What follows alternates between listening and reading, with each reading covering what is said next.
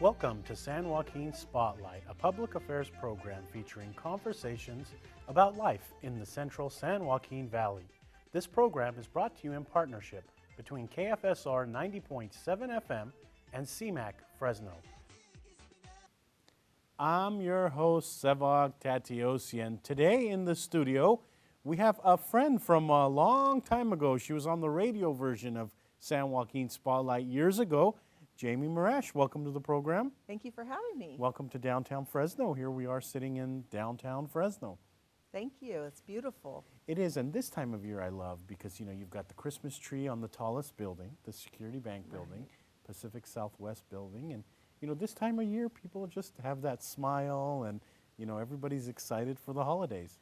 Yes, you know what? I really love coming to downtown Fresno. I've been here all my life, and all the landmarks, and this building is so familiar to me, and the Security Bank building, love it down here. So welcome back to the program. Thank Haven't you. talked to you for a while. It's been a while. Thank you so much. Now you're with ARC Yes. Fresno. So, before we talk about what ARC is, tell us a little bit about yourself. Well, I have been in Fresno all my life, and Fresno and or Clovis area, and went to Fresno State, and like a lot of young people, when they graduate, kind of looked at different career options, and stumbled into actually the ARC, working for the ARC, and found this population of fantastic men and women with disabilities who just rocked my world. And so I've been doing that for 27 years now. Wow, congratulations. Thank you. on that. I enjoy it. So tell us about the ARC a little bit. ARC Fresno. What is this Right. organization? What are some of your goals? We're now ARC Fresno and Madera counties. Congratulations. Yes, You're thank you. expanding there. Oh, yes, absolutely. Well, first of all, we're 62 years old, almost 62 years old, and we're an organization like a lot of our brother and sister organizations. We're started when Ronald Reagan passed a law called the Lanterman Act to provide services for men and women with developmental disabilities in their communities. And the ARC was started by a bunch of mom and pops who got together and said, we want services for our kids in our community. And here we are 62 years later, just advancing the cause. I love stories like that because you Yes. get a small group of people. I bet you it started with one or two families and it started growing and growing, and here you are. And one of the things that made me think about you is a while back, well, maybe not a while back, but several months ago, you had a ribbon cutting, grand opening of this beautiful building, and I attended that. Tell us about this building. Well, it is called the Lowen Achievement Center, and it is named after Carl Lowen, who was one of our founding fathers, one of the many founding fathers that we had, who has a son with a disability who continues to attend our programs. His name is Doug. And, Carl rallied the community together, and that's how our services got started here for the ARC. And so when we were building this lovely building for our men and women that we support, we took a vote on what we thought the building should be named, and it was unanimous. Everybody wanted to name it after one of our founding fathers. And I walked through the building. I mean, it seems very high tech. I mean, I was walking around and I was like, whoa, you had computer screens and you had see-through right. windows and stuff, and I thought, what a beautiful building. So walk us through what's in that building. Okay, well, our administrative offices are there, but the biggest part of the building is some program services that we provide there. And so you're right, it is state of the art. We have one of our largest, what we call day programs, operating out of that building. And so when you go in there, we have some classrooms, we have art room, we have therapy rooms where we do range of motion, and we have some high-tech areas, a computer lab.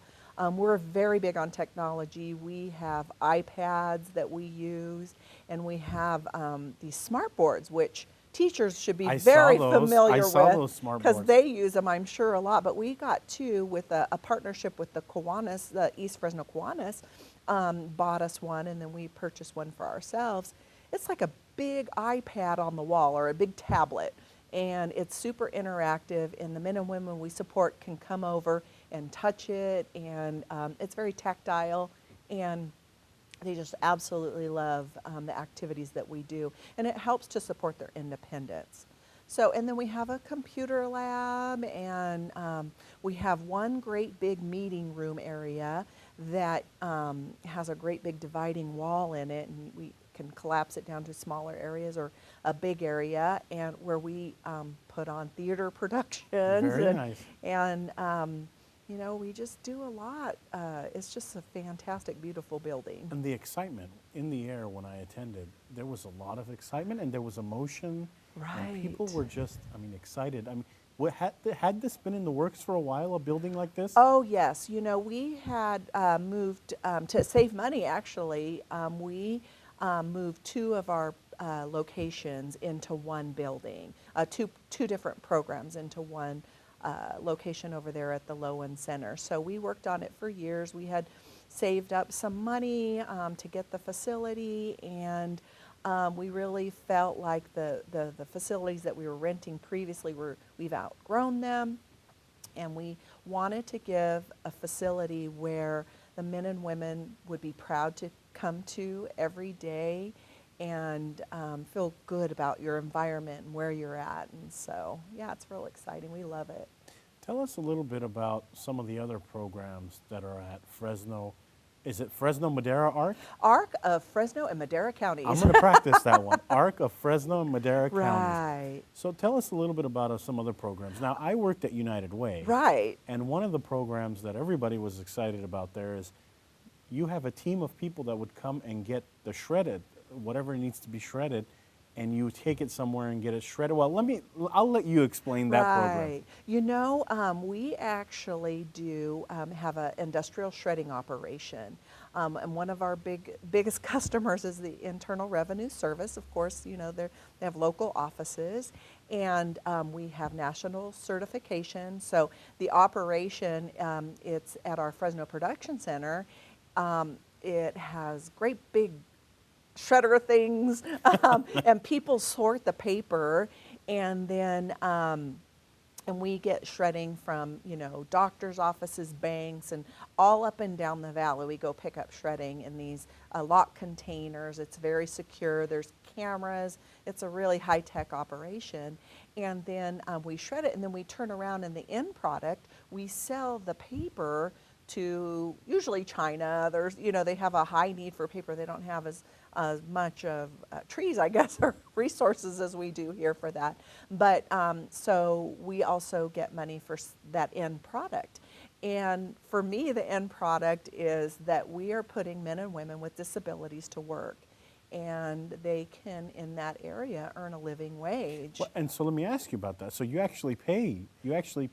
I thought they were volunteers. Oh, so no, wow. no. So, We do pay people. We have different work programs, and that's just one of them. We have two production centers where men and women who've been going there for like 30 years, 40 years, who go there, and we get contract work from various different people, and they, you know, assemble bolts and nuts and put labels on wine bottles and sort hangers for different, you know, stores and different things.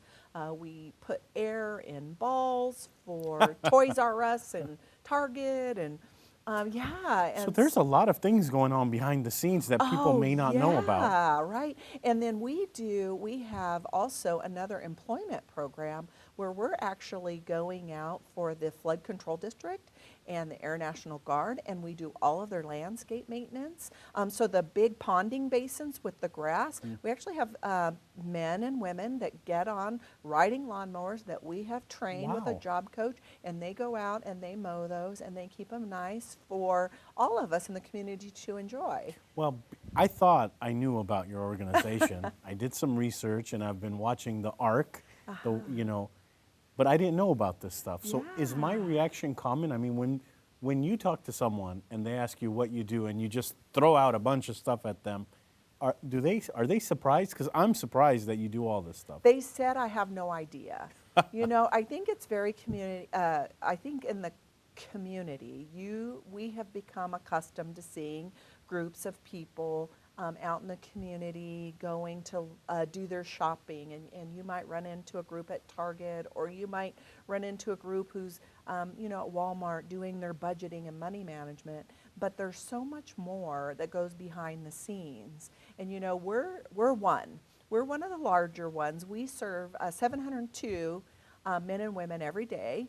But there's a lot of us out there, and this is what we're doing. We're trying to advance the cause of supporting people with disabilities to have a fulfilled life and to be independent. And there are a lot of people that make that happen behind the scenes, hardworking men and women who have just have the hearts of gold that want to help support people with disabilities live fuller and independent lives. How is our community? I mean, is our community supportive of your organization and Oh, organizations yes. like yours? Oh, it is unbelievable. It is unbelievable how supportive the community is, and families and care providers, and we all get together. This is the one industry, when you study business management, and you talk about intellectual property, and you don't want to share your secrets and stuff. This is the most gracious community I've ever had the opportunity to work with. If I have something at my disposal that is going to make that organization down the street that provides similar services, if I have something that's going to help them, we share. And vice versa. We work together. We're so collaborative on advocacy efforts and anything, because we're really, people who get in this field are really in it for the people that we're supporting, and we don't have time to worry about that other stuff, Yeah. Well, and you're very passionate about this. And, the last time I interviewed you, you were passionate about the other organization you were involved in. But I see the passion in this. Why is this so? I mean, it's like you're very passionate. It's in your heart. What is it about this organization that keeps you going? Well, you know what? The biggest thing I will say is, where can you show up to work every day and feel like a rock star? And I'm sorry, I have a little bit of an ego. I like feeling like a rock star. You go in, and people who have just, adversity in their lives are happy, and they're happy to see you. It puts a smile on your Well, face. and I'm gonna stop you there and say, when I was in there was a lot of excitement in there. I mean, I walked by a big classroom, and I saw the boards that you were talking about, and they were high-fiving each other, and they were playing games in there, and I thought, well, everybody's in a great mood here today, It's like that most days. We all have our bad moments and our blips in time, but we really believe in being positive. It's a culture at the ARC. We really promote positive, proactive thinking, the way we train our staff. We really try to give everybody the tools that they need to come to work and be happy and celebrate the successes that we get to see every day. And for me and you, maybe bending over because we dropped a pencil off the floor might not be something that we celebrate. I've seen that, where it'll bring a tear to your eye, just the littlest of movement, for somebody to be able to do that, to bend over and have that full range of motion, to grasp that object. It is just really awesome to see. Well, and the Fresno Bee has written a couple of things about some funding streams that may be disappearing, and I may not have read this correctly, but what's going on in the funding world for ARC, Fresno, and Madera County? Right. Did I say that right? ARC, Fresno, Madera counties. ARC, It Fresno, took me a Madera while counties. too. We've had our ups and downs with funding in the state of California. We're so unique in California. We have what's called the Lanterman Act, enacted, like I said earlier, by Ronald Reagan. It's a program, if you have a child born with developmental disability, you're entitled to receive services for the beginning to the end of their life. That is unique. It's not something that they have anywhere else in this country. And so we're very protective of that. And so, as California budget, it ebbs and flows of budget and whatnot. In 17 years, we have not had a substantial rate increase. I mean, there might have been a little in certain programs. We had some cuts, and some of those were restored. The cuts, but nothing to maintain the integrity of the Lanterman Act and the services that we all work so hard to get up off the ground. And so this year we thought was our year. We were quiet when we knew the funds were not available. We were quiet, understanding that, the state of California, we have to do our part. But this year we felt like it was our year because California is performing much better. We have a much better reserves coming in than we thought. And we really thought it was our year to get an increase in our funding. And so what's the most frustrating thing is up and down the state of California, I've talked to so many of our representatives, doesn't matter if you're a Democrat or a Republican, everybody's on board that we need just right now a 10% increase in our funding. But they can't agree on how to have that happen. Oh, I got you. Yeah, and so it's been a real frustration for us, and so we didn't get anything this year. And then they called a couple of special sessions to deal with transportation, and it's called an MCO tax problem that the state is having with the feds and funding and all of that. And we were just kind of left out this year, and we feel like it was a little bit of an injustice. And so we're trying to get the word out, and that's what you're seeing in the paper, on Friday, and you saw in Sunday editorial, and you can see that in the Sacramento Bee and the Los Angeles Times, and all up and down the state of California. So if nothing changes and you don't get outside donors to donate, then is there a risk of programs being cut? Absolutely, absolutely, and we're already seeing it. People are, there have been 6 programs here in the Central Valley who have shut down because of the funding, problems. The Contra Costa Arc had one of their big child programs, early start programs, closed down just in November. And so, yeah, we're really worried. Are these important programs? I mean, so I'm going to play a little devil's advocate. I'm going to instigate here.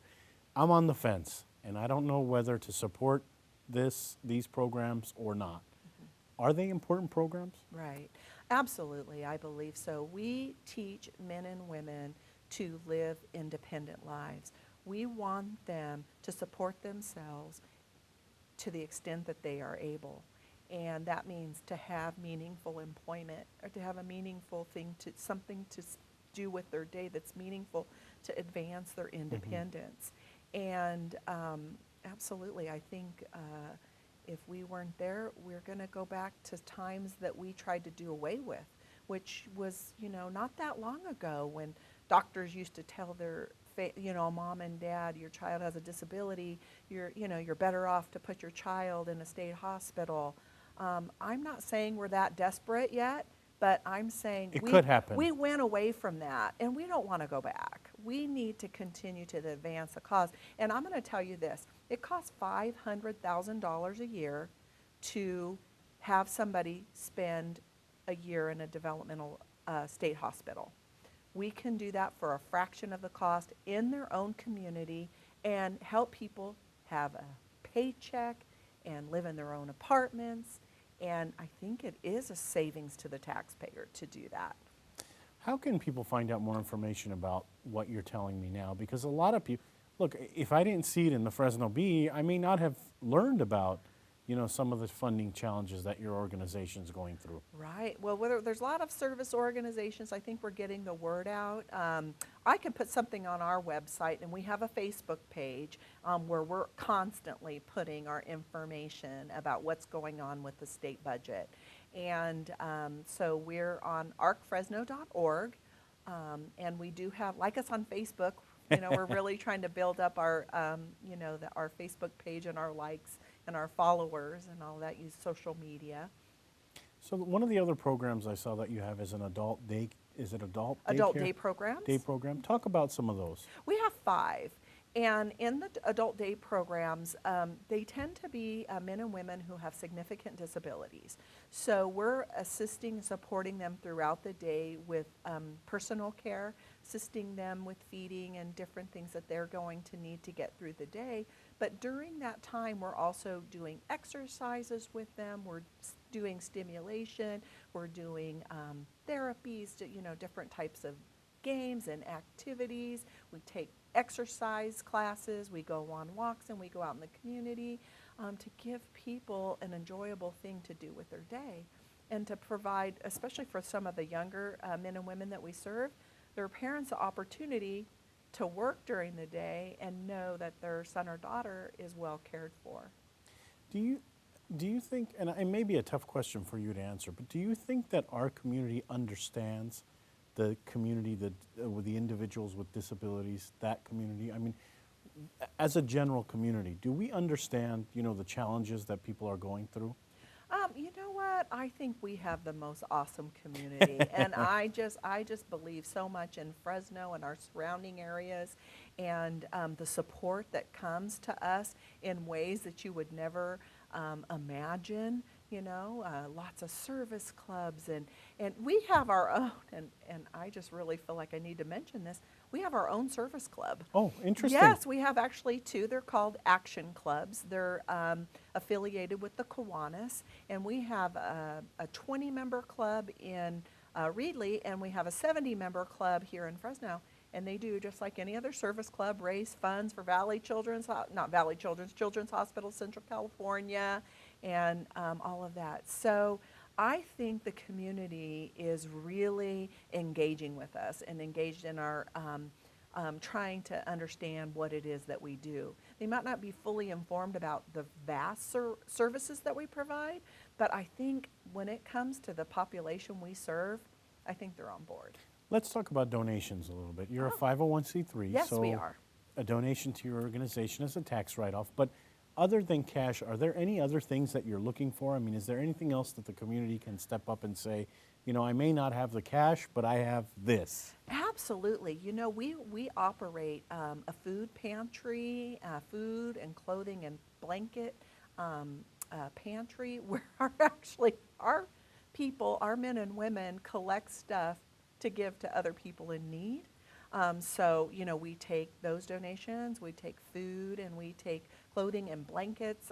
Right now, this time of year, we actually helped some of the individuals. There were men and women at the Somerset Apartments that had disabilities, and we got them some blankets and stuff like that. So you're involved in the community as well. Oh, yeah, absolutely. We believe in giving back. Just because we have our folks have disabilities doesn't mean they're not contributing members to our community. They're important members to every one of us here in Fresno. So, yeah, and then, we will take a donation of, $20 if you have it. And if you don't, just stop in and say hi and come see what we do, because that's a blessing to us too. So did any other major programs that I missed? I mean, it sounds like you've got a ton of stuff going, but we have a few hit them all. more. We have some independent living. We have men and women that we work with that live on their own, and we go out and we support them, maybe support them with their grocery shopping and some other needs that they might have. And our newest program called the Discovery House. It is a house where we have for 4 young adult men who moved out of mom and dad's house, and for 1 to 2 years they spend with us, where we get them to the point that they're ready to move out on their own and live in their own apartment. And we've had 3 graduates so far. Wow, congratulations yeah, about that. It's That been must really be a great feeling. Amazing. Yeah, we really love it. So mention how people can get in touch with your organization. How can they find out more? Or if they want to call and chat, who can they call? Right, they can call me. They can call our executive director, Lori Ramirez, and she's always happy to hear from the community. And you can look us up on arcfresno.org, or you can call us at our phone number, which is 559-547-2610. If you had a magic wand and you can make one wish, what would that wish be? And you've got a couple of minutes to talk about it. Well, I think the thing right now that we have to do here in California, and I hate to keep harping on it, but I think my wish would be to support the men and women by giving us the resources that we need, the funding that we need to pay our staff, to earn a living wage, to be able to want to stay, to want to work with us. not want to leave to a different job because they can make more money, but that it's a career choice. And I really believe that we have the heart and soul for that, and it's not for everybody. So because we have them, we should protect them. Well, and talk about businesses that want to come to you and hire. I mean, what is that process? And we're running out of time, but briefly, if I'm a business owner and I want to hire some of your clients, how do I do that? Oh, yeah, just pick up the phone and give us a call, or call us on or check us out. We have a business website that talks about our contract work that we do, work services it's called. And Mary Williams is our director of work programs, and you can ask for her or you can ask for me. That's perfectly okay. And we'll be happy to get out there. We do some work out in the community, janitorial, folding clothes at some of the stores at the malls and different things. So we'd love to have your work. You know, we are out of time this week on the program. Nice seeing you. Oh, Thank you so much for coming back on the program this week. One more time, where can people find out more information about you? I would look us up at arcfresno.org, 559-547-2616. And you have a Facebook page, Yes, so people our can Facebook. like you on Twitter, Facebook. they can follow us on Twitter, yes. That's all for this edition of San Joaquin Spotlight. Our guest this week has been Jamie Marrash. Jamie is back on San Joaquin Spotlight. She was on the radio version of this program years ago, and she's with ARC of Fresno and Madera counties. I got that. I told you I'll get Good that job. one. Thank you, Sevag. Thank you to the volunteer crew that make this production and every production possible. We couldn't do this without them. They're in the studio right now making this program look good. Thank you also to the listeners on 90.7 FM KFSR Fresno, and to those watching this on either YouTube or Comcast 93 or AT&T 99, the Community Media Access Collaborative channel, CMAC Fresno. I'm your host, Sevag Tateosian. Tune in next week to a new edition.